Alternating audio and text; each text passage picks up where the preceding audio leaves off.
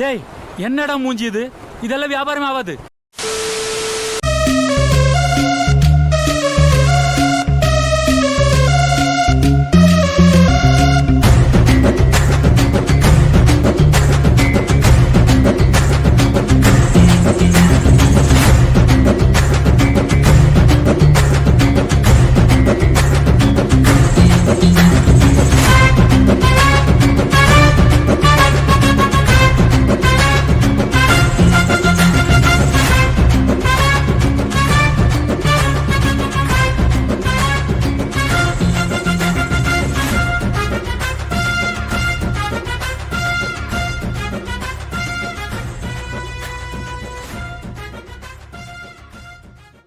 நெஞ்ச நிமித்தி நடக்கணும்னு தோணும். கண்ணுல ஒரு திமிரு, ஒரு ஆங்காரம் எல்லாமே தெரியும்.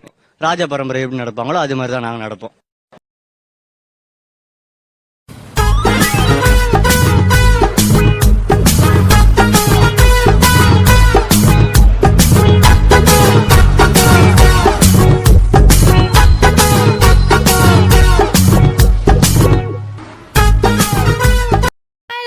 Welcome back to our channel dad's lived princess. நான் தான் உங்கள் பிரின்சஸ் பேசுகிறேன்.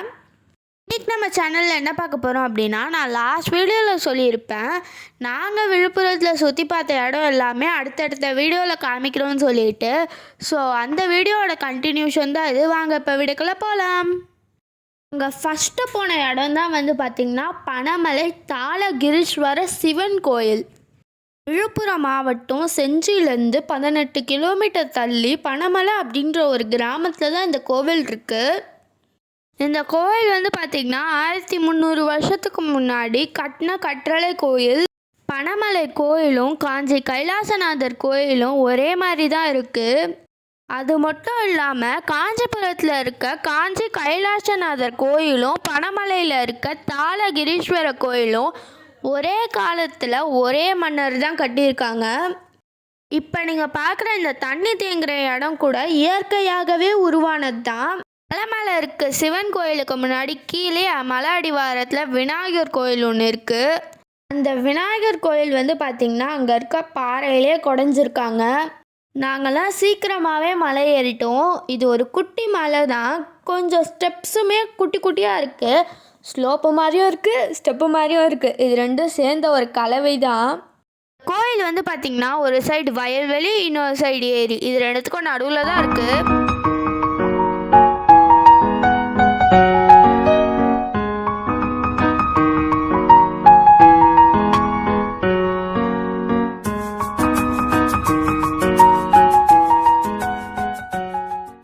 இந்த கோயிலில் இருக்க ஒவ்வொரு தூணும் 4 பக்கத்துலேயும் 4 விதமான சிற்பங்கள் இருக்குது. அது ஒவ்வொன்றும் ஒரு விஷயத்தை குறிக்குது.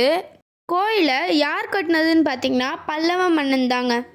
2ஆம் நரசிம்மவர்மன் என்ற ராஜசிம்ம பல்லவன் தான் இந்த கோயிலை கட்டியிருக்காரு. இந்த மலையை ஏறி வரும்போது அவ்வளோ ஜாலியாக இருந்தது. ஒரு குரங்கு எங்களை துரத்திட்டு வர மாதிரி இருக்கும்போது கூட நாங்கள் அப்படியும் ஓடிட்டு இருந்தோம். அதெல்லாம் சூப்பராக இருந்தது. சங்கீதா. சங்கூதர வயசுல சங்கீதா. இந்த பார், இன்னும் ஒரு நிமிஷத்துல இங்க இருந்து ஓடி போறேன், இல்ல உனக்கு நான் சங்கூதிடுவேன். இந்த கோயிலுக்கு பல்லவ மன்னர் என்ன பேர் வச்சிருக்காருன்னு பார்த்தீங்கன்னா தலகிரீஸ்வரர் கோயில். இது ஒரு சமஸ்கிருத வார்த்தை. இதோட தமிழ் அர்த்தம் வந்து பார்த்திங்கன்னா பனமலையால் மூடப்பட்ட மலையில் இருக்கும் சிவனே அப்படின்றது தான் இதோட அர்த்தமே. தமிழில் பனமலை. மேலே சாமி இருக்க இடத்துல வந்து பார்த்திங்கன்னா ஃபோட்டோவோ இல்லை வீடியோவோ எதுவுமே எடுக்கக்கூடாதுன்னு சொல்லிட்டாங்க. அதனால் நான் உங்களுக்கு புரிய வச்சிடுறேன். அதில் கருவறையை சுற்றி நிறைய சாமி இருக்குது. குறிப்பாக என்னென்ன சாமி இருக்குது அப்படின்னா பிரம்மா, முருகன், விநாயகர், விஷ்ணு, லக்ஷ்மி, சரஸ்வதி இவங்களோட சிற்பங்கள்லாம் காணப்படுது. இது போக இங்கே யாழி சிற்பம், சிம்மமுத்திரை சிற்பம்லாம் இருக்குது. சிம்மம் நம்ம பல்லவர்களோட சின்னம் தாங்க சிம்மம்.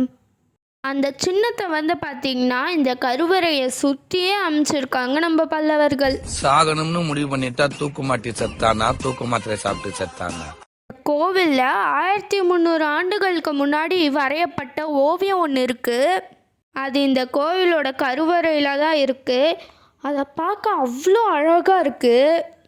ஆனால் இப்போ அந்த ஓவியத்தில் தெரிகிறது வந்து பார்த்திங்கன்னா பார்வதி தேவி மட்டும்தான்.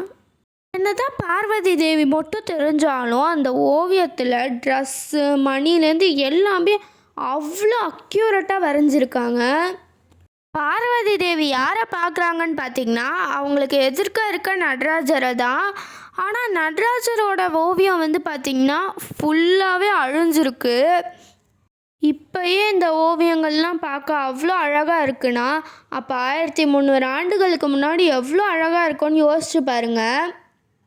இந்த கோயிலை சுற்றி இருக்கிற எல்லா குட்டி கோயிலுமே வந்து பார்த்திங்கன்னா நம்மளுக்கு சிவபெருமான் தான் தெரிவார்.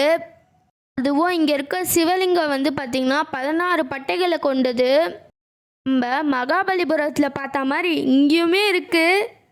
இந்த கோயிலை சுற்றியே சின்ன சின்ன நிறைய கோயிலுங்க இருக்குது. ஆனால் அதில் ஒரு சின்ன கோயில் வந்து பார்த்திங்கன்னா அதில் ஒன்று கொஞ்சம் டிஃப்ரெண்ட்டாகவும் இருக்குது.